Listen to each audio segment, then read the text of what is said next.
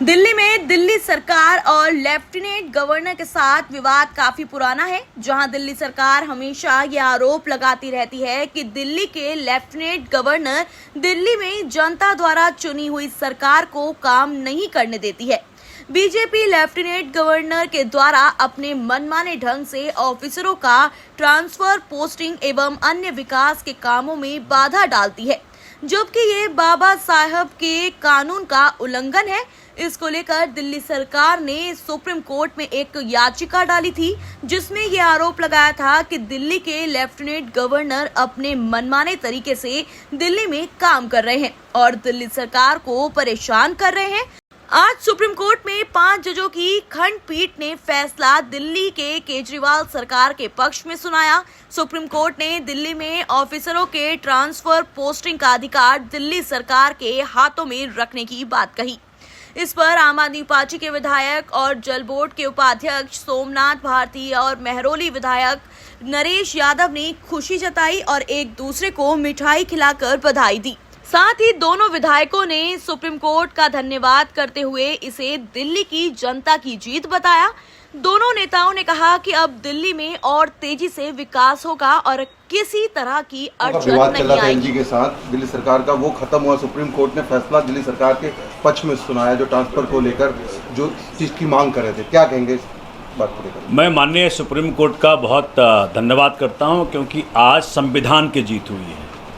जो संविधान कहता है आर्टिकल 239 AA के अंतर्गत पुलिस, लॉ एंड ऑर्डर और लैंड, इन तीनों सब्जेक्ट्स के अलावा सारे subjects at par with other states हैं। यानी सर्विसेज का जो मसला था कि जो अधिकारी दिल्ली सरकार में काम कर रहे हैं उनके ऊपर नियंत्रण केंद्र सरकार ने इल्लीगल तरीके से, असंवैधानिक तरीके से कर लिया था।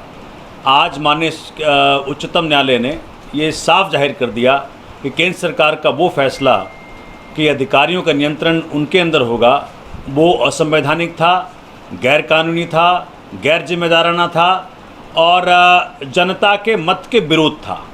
तो आज बाबा साहब अम्बेडकर के संविधान की जीत हुई है, दिल्ली वालों की जीत हुई है, उस हर व्यक्ति की जीत हुई है जो संविधान में विश्वास करता है।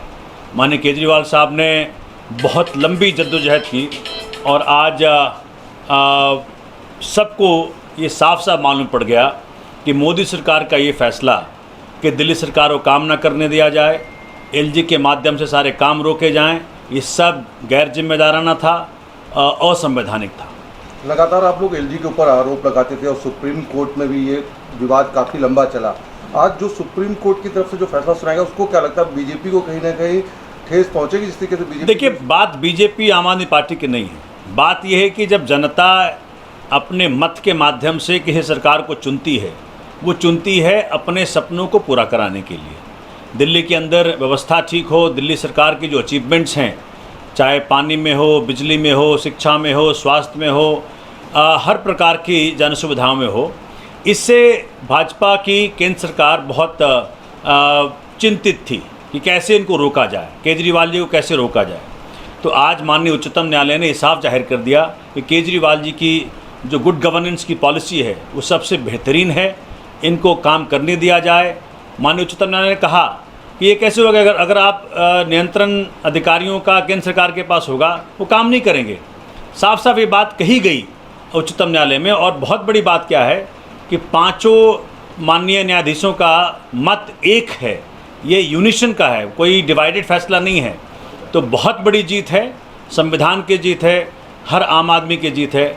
और आज भाजपा को समझना चाहिए कि सरकारों को चलने दे।